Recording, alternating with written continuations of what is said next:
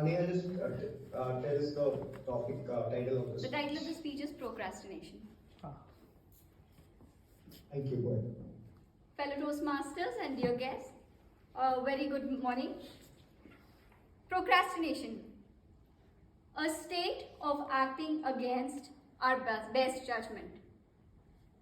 How many of us have faced procrastination in our lives in the past? I, for one, am there for sure, and looks like most of us have dealt with it in the past. So, truth be told, as long as we humans have been around, procrastinating, avoiding, delaying has been very much a part of our challenges that we've dealt with, and especially so on the things that are most important to us. Let me share a short story and my own struggles with procrastination and dealing with it as a collective challenge of the human race. So when I delivered my last speech back in September 2023, I was quite upbeat about my next speech. The reason?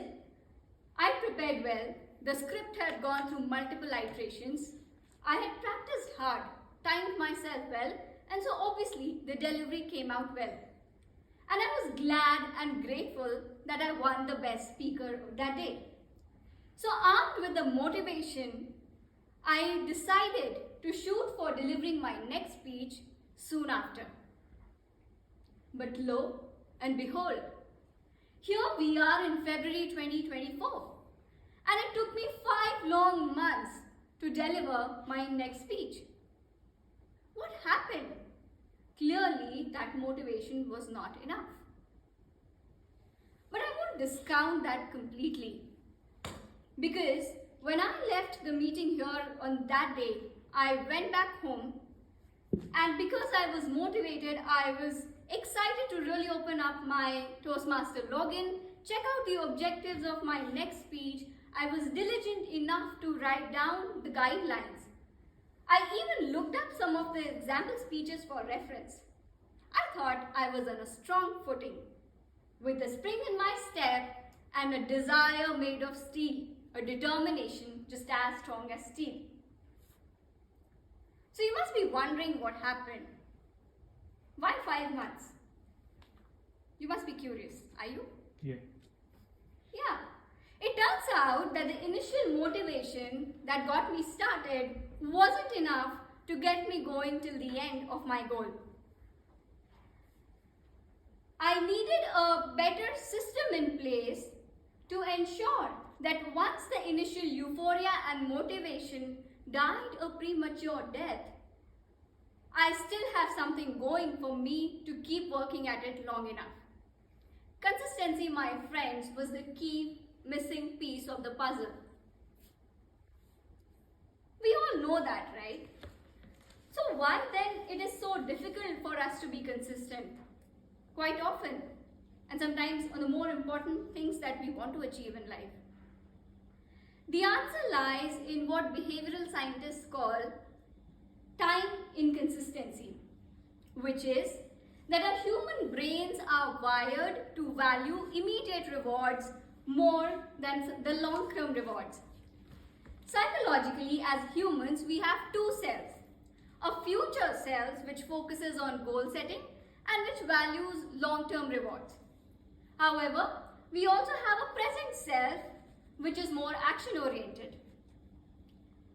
Interestingly, the present self is quite notorious because it really likes short-term rewards and not the long-term ones. So a burger today is better. We can think about salads later. And similarly, when after giving my speech the last time, I made the resolve to deliver my next speech soon after, it was my future self setting the long-term goals for me. However, my present self quickly came into action when I started through the preparations phase. Because it wasn't as exciting. It wasn't, the immediate rewards of that preparation stage wasn't as exciting for the present self, and so it easily allowed me to drift into activities that were more rewarding in the short term. As an example, watching television. So what can be done to preempt this, to work around this? It turns out having a deliberately crafted system that works in your favor is an important piece. What's a system, you may ask? A good system are habits and the environment around you set up in a way that nudges you to take actions that are more aligned to the long-term goals, even when your present self tempts you into avoiding those very actions because it's looking for those short-term rewards. Let me give you 3 very practical strategies on how we can work towards installing such a system that helps us nudge and move towards our long-term goal despite our present self trying to make a mess of it all along. So number 1 is temptation bundling. It is about making the rewards of actions more immediate.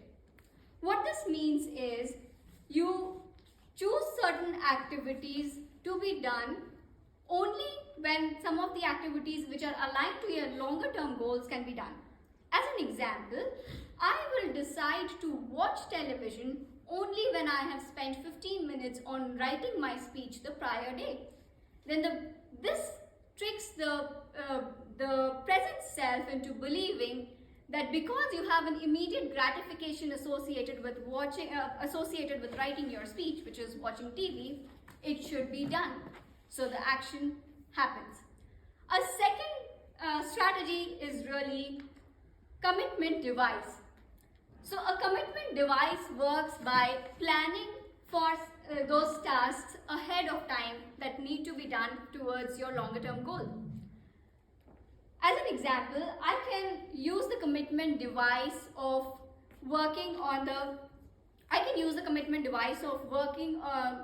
giving in my name on the Google Sheets so that I can work towards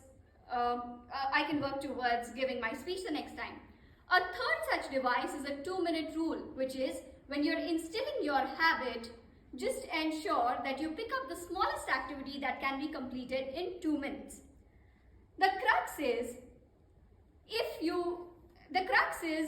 the guilt, shame, and the anxiety associated with procrastination can often come in the middle, but it is worse than actually being in the middle of the action, of actually doing the work. So it is important that you craft a system around yourself which is based on these 3 strategies that helps you towards achieving your eventual long-term goal. With that, my hope is you'll employ these strategies to be able to tame this continual challenge that the human race has been facing. Thank you so much.